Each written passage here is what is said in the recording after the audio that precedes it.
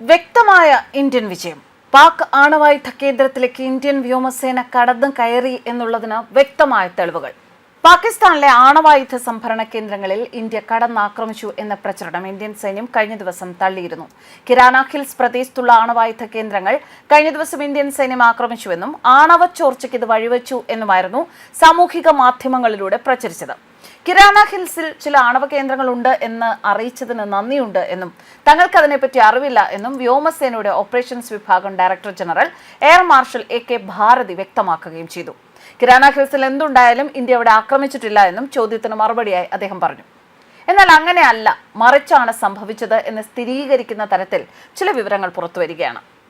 Austrian വ്യോമ യുദ്ധ വിശകലന വിദഗ്ധൻ, സൈനിക ചരിത്രകാരൻ ഒക്കെയായ ടോം കൂപ്പർ അദ്ദേഹം ഒരു അഭിമുഖത്തിൽ പറഞ്ഞത് വളരെയധികം ശ്രദ്ധേയമാകുന്നു. ഇന്ത്യ പാകിസ്ഥാനിലെ ആണവ കേന്ദ്രങ്ങളിലേക്കുള്ള പ്രവേശന കവാടങ്ങൾ ആക്രമിച്ച് നശിപ്പിച്ചതിന്റെ തെളിവായി വീഡിയോ ദൃശ്യങ്ങളുണ്ട് എന്നാണ് അദ്ദേഹം പറയുന്നത്. പാകിസ്ഥാൻ എവിടെയാണ് പരാജയപ്പെട്ടത്? സൈനികമായി പറഞ്ഞാൽ താരതമ്യേന ലളിതമാണ്. പാകിസ്ഥാൻ UAVകൾ, പീരങ്കി മിസൈലുകൾ, ബാലിസ്റ്റിക് മിസൈലുകൾ ഇതൊക്കെ ഉപയോഗിച്ച് ഇന്ത്യയെ എതിർക്കാൻ ശ്രമിച്ചു, തിരിച്ചടിക്കാൻ ശ്രമിച്ചു. ഇന്ത്യൻ വ്യോമ പ്രതിരോധം വന്നുകൊണ്ടിരിക്കുന്ന ആയുധങ്ങളുടെ കൂട്ടത്തെ വെടിവെച്ച് വീഴ്ത്തിയതിനാൽ അവർക്ക് ആ ശ്രമം വിജയിപ്പിക്കാൻ സാധിച്ചില്ല. മറുവശത്ത് മെയ് 10 രാവിലെ ഇന്ത്യൻ വ്യോമസേന PAF താവളങ്ങൾ മാത്രമല്ല മുഷാഫ് വ്യോമതാവളത്തിലെ പാകിസ്ഥാന്റെ ആണവായുധ സംഭരണ കേന്ദ്രത്തിലേക്കുള്ള പ്രവേശന കവാടങ്ങളും ആക്രമിച്ചു. വസ്തുത, സൈന്യം യുദ്ധം മനസ്സിലാക്കുന്ന രീതിയിൽ നിങ്ങൾ ശത്രു ആണവായുധ സംഭരണ കേന്ദ്രങ്ങളെ ലക്ഷ്യമിടാൻ തുടങ്ങുമ്പോൾ ശത്രുവിന് തിരിച്ചടിക്കാൻ കഴിയില്ല എന്ന് നിങ്ങൾക്ക് ഉറപ്പുണ്ട് എന്നതാണ്. ഈ ഒരു കാഴ്ചപ്പാടിൽ ഇന്ത്യയുടെ വ്യക്തമായ വിജയമാണ്. ഏതെങ്കിലും ആണവ സംഭരണ കേന്ദ്രങ്ങൾ ആക്രമിച്ചതായി ഇന്ത്യ ഒരു സ്ഥിരീകരണവും നൽകിയിട്ടില്ല. വാസ്തവത്തിൽ പ്രതിരോധ സേനയുടെ പത്രസമ്മേളനത്തിൽ ഇതൊന്നും തങ്ങൾക്ക് എവിടെയാണ് എന്നറിയില്ല എന്ന് തമാശയായി പോലും അവർ പറഞ്ഞു എന്നാണ് കൂപ്പർ പറയുന്നത്. പാകിസ്ഥാൻ ഫോൺ വിളിച്ച് നിർത്താൻ അഭ്യർത്ഥിച്ചു എന്നതാണ് പ്രധാനം. പാകിസ്ഥാനികൾ എളുപ്പത്തിൽ തലകുനിക്കില്ല. അവർ തോൽവി പരസ്യമായി സമ്മതിക്കുന്ന തരത്തിലുള്ളവരല്ല. അതിനാൽ നിഗമനങ്ങൾ വ്യക്തമാണ്. ഒരു പാകിസ്ഥാൻ ആണവായുധ കേന്ദ്രം ഇന്ത്യൻ മിസൈലുകളാൽ ആക്രമിക്കപ്പെട്ടു. ഒന്നിലധികം പാകിസ്ഥാൻ വ്യോമതാവളങ്ങൾ ആക്രമിക്കപ്പെട്ടു. ഇനി എന്തൊക്കെ അത് പാകിസ്ഥാൻ നിരസിച്ചാലും ആണവ സംഭരണ കേന്ദ്രത്തിന്റെ 2 പ്രവേശന കവാടങ്ങളിലും ആക്രമണം നടന്നതായി വ്യക്തമായി കാണിക്കുന്ന ഒരു വീഡിയോ ഉണ്ട് എന്ന് അദ്ദേഹം പറയുന്നു. അത് ഭൂമിശാസ്ത്രപരമായി സ്ഥിരീകരിച്ചിട്ടുണ്ട്.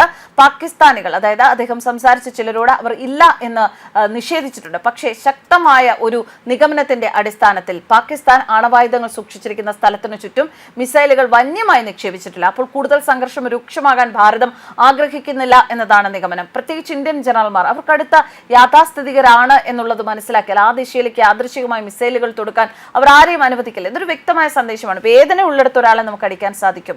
പാകിസ്ഥാന് സ്വന്തം ആണവായുധ സംഭരണ കേന്ദ്രങ്ങൾ സംരക്ഷിക്കാൻ സാധിക്കില്ല, വ്യോമതാവളങ്ങൾ പോലും സംരക്ഷിക്കാൻ സാധിക്കില്ല. അതുകൊണ്ട് ഇന്ത്യ ഇപ്പോൾ വ്യക്തമായ മുൻതൂക്കമുള്ള സ്ഥാനത്താണ്. ആണവ സംഭരണ കേന്ദ്രമാണ് ആക്രമിക്കപ്പെട്ടത്. നേരിട്ട് സംഭരണ കേന്ദ്രമല്ല, മറിച്ച് ഭൂഗർഭ സമുച്ചയത്തിലേക്കുള്ള പ്രവേശന കവാടമാണ് ആക്രമിക്കപ്പെട്ടത് എന്നതാണ് വസ്തുത. അതായത് ഈ സംഭരണ സ്ഥലത്തേക്കുള്ള പ്രവേശന കവാടവും പുറത്തേക്കുള്ള വഴിയും അടച്ചിട്ടിരിക്കാനാണ് സാധ്യത. പാകിസ്ഥാനികൾക്ക് സംഭരണ സ്ഥലത്തേക്ക് പ്രവേശിക്കാൻ കഴിയുന്നില്ല എങ്കിൽ, അവരുടെ ആണവായുധങ്ങൾ എത്താൻ സാധിക്കുന്നില്ല എങ്കിൽ എല്ലാം അവസാനിച്ചു എന്ന് തന്നെ കരുതാം. എന്നാൽ ഈ അഭിമുഖത്തിന്റെ വെളിച്ചത്തിൽ പാകിസ്ഥാനിലെ സമൂഹ മാധ്യമങ്ങളിൽ പ്രചരിച്ച ചില കാര്യങ്ങൾ തള്ളിക്കളയാനാകില്ല. പാകിസ്ഥാനിൽ 4.6 തീവ്രത രേഖപ്പെടുത്തിയ ഒരു ഭൂചലനം കഴിഞ്ഞ ദിവസം അനുഭവപ്പെട്ടു. 3 ദിവസത്തിനുള്ളിൽ പാകിസ്ഥാനിലുണ്ടായ 3ാമത്തെ ഭൂകമ്പം.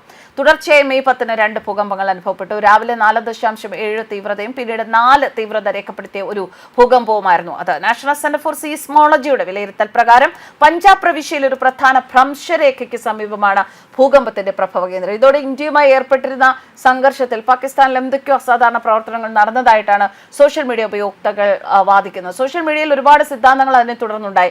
റേഡിയേഷൻ എന്ന ടാഗ് വരെ ട്രെൻഡിംഗ് ആയി.